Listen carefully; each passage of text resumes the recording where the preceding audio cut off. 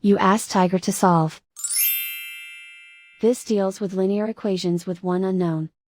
The final result is y equals 20. Let's solve it step by step.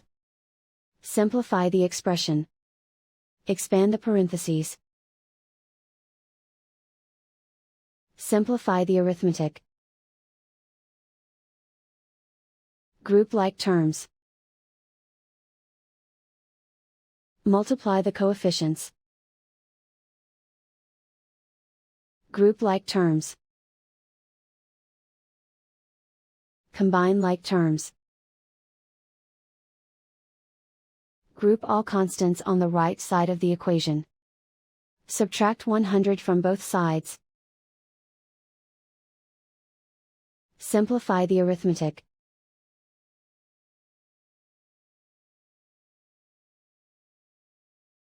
Isolate the y. Divide both sides by 2. Simplify the fraction. Find the greatest common factor of the numerator and denominator. Factor out and cancel the greatest common factor. And so the final result is y equals 20.